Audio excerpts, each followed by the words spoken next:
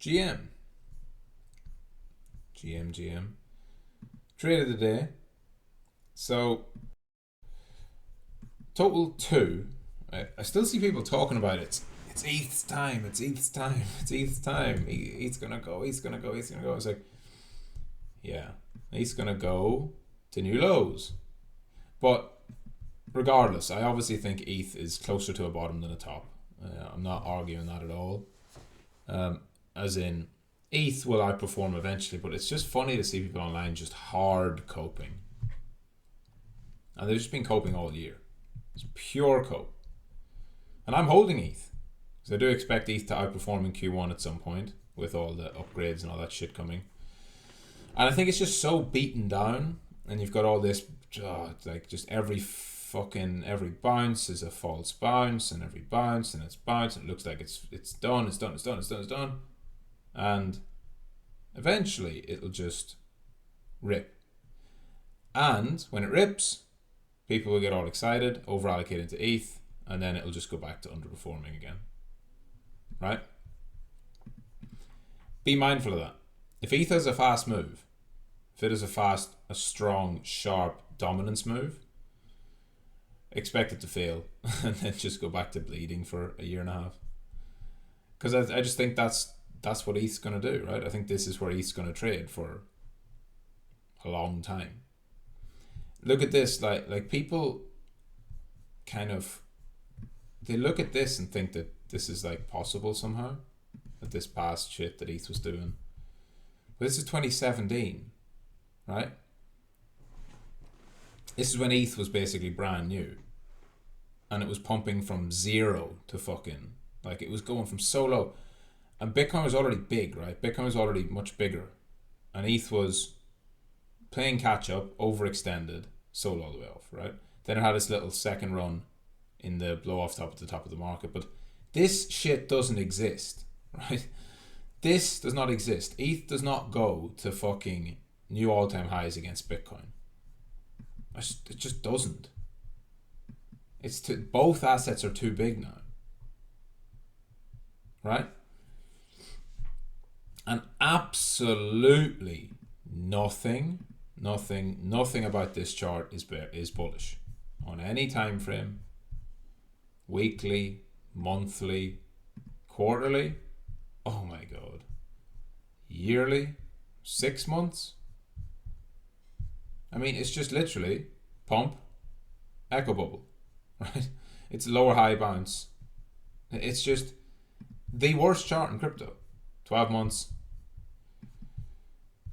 12-month chart is like the best of the bunch. It's not great, but it's better than most. But on every other lower time frame, or just basically every time frame, it's just not great. Now, this means nothing for ETH USD. USD can go up, right? Because if Bitcoin goes to fucking 200k, you can be sure that ETH's going to go to 10k, right? But it's like relative performance.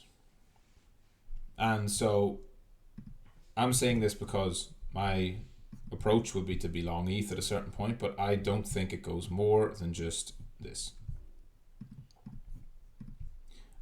Because think of how beaten down it is. Everyone's shitting on it. Everyone's saying it's a piece of shit. Everyone's saying that it's failed, it's slow, it's expensive, it's blah, blah, blah. And so that's been going on since September 2022. So that's about 16, 17 months of just pessimism. When it goes, it'll be a big revenge rally. It'll be fast, it'll be hated, and it'll go and then it'll bleed. Right? Or, probably more likely, is it'll do that, and it'll come back, and it'll rally up, and it'll come back, and it'll rally up, and it'll come back, and then it'll go down. Because that'll keep people excited, right? They'll keep, that one, buy the dip, and get an ETH, it's going to break out. Get an ETH, it's going to break out. And it just never does. Because this is probably just the trading range forever for ETH. Of course not forever. I don't know what happens in the future. But they're just, I think ETH maxis need to worry more about Solana than Bitcoin, right? So when you think of it this way, it's a battle of the layer ones. What's the best blockchain? Yeah? Bitcoin's not trying to win that battle. And then so for ETH and BTC to like compete, I don't really think it makes much sense. If you ask anyone in crypto, like what is ETH? You don't say ETH, like if you actually know crypto. Nobody compares ETH to Bitcoin if they're actually in crypto. ETH is supposed to be the decentralized computer. It is the new internet.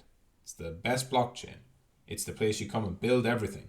It's the settlement layer for the whole fucking global financial system in the future. Bitcoin's gold. Scarce store of value, digital asset. And I don't know why.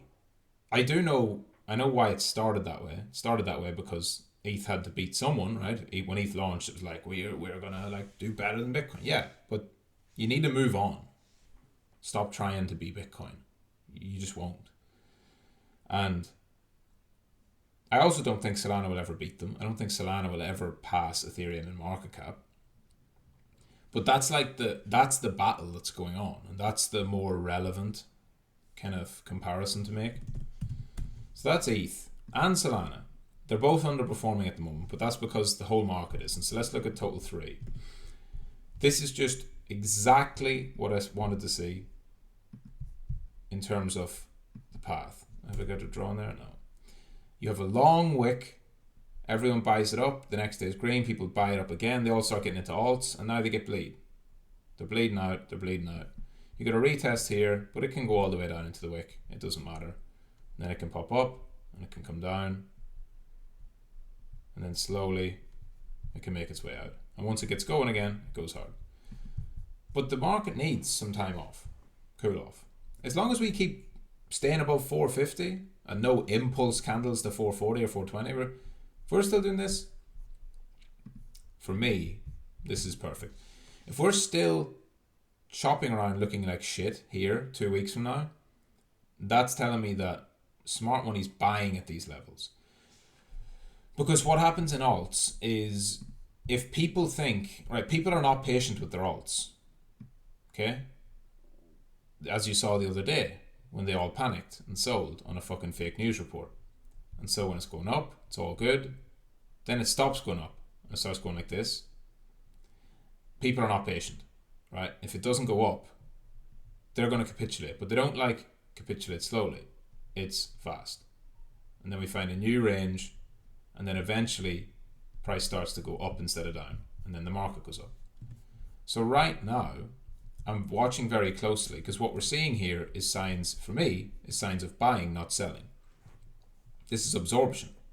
We had the big wick down, willing buyers. We have price going down slowly, people are willing to buy.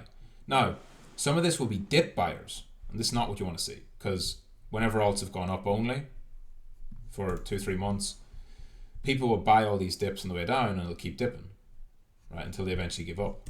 So on lower time frames, some of your alts are going to look like this, where they just keep going lower and lower because people keep buying the dip.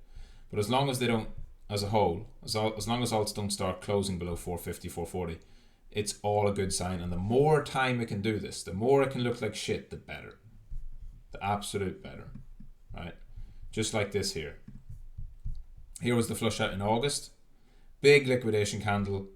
Total shit. Total shit. Total shit. Total shit. Total shit. And that's a long time.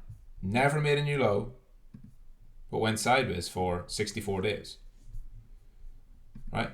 I would be so happy if that exact same thing happened here.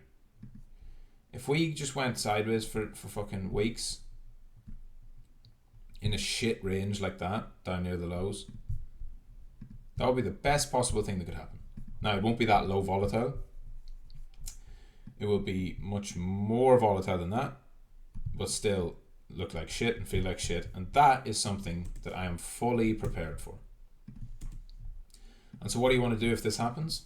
Not much.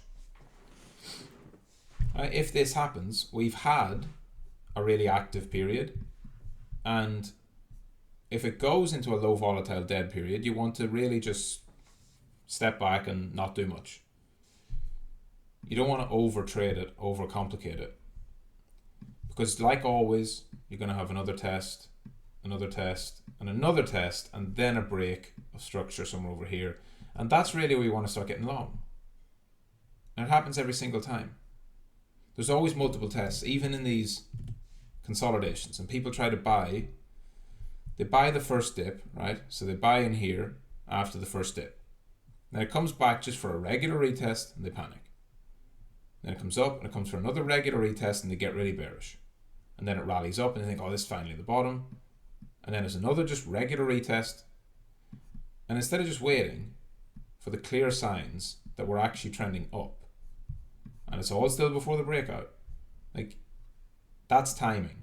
This is just guessing, which again is fine if you understand that this is how the market moves, and you want to buy over here, you buy a bit there, and you buy a bit there, and you just chill. You don't panic and sell, that's fine. But most people don't understand it. They buy the dip. Well, they don't buy the dip, they buy this, because this looks great. They buy that breakout. Then they panic here and they panic here. Your only job is to not panic. Same thing, first big flush out. Everyone wants to buy the first rally. So they buy here, oh, it's just a shakeout, panic here. They buy here, it's just shakeout, panic here. They buy here, right when it's coming up, panic and sell. Not understanding that along the way, the market is going to slowly build into its breakout. The market's just too big these days. It's too big to have shakeouts that go immediately to new highs and never come back, right? If it's had a run up, it has a shakeout, it's likely, far more likely to do this for a while before its next run, right? Your first shakeout sets a floor. That's your demand. Just look at every single time you have your first shakeout, multiple retests. You have your first shakeout. In fact, you could even say the first shakeout was over here, right? The price comes back for multiple retests.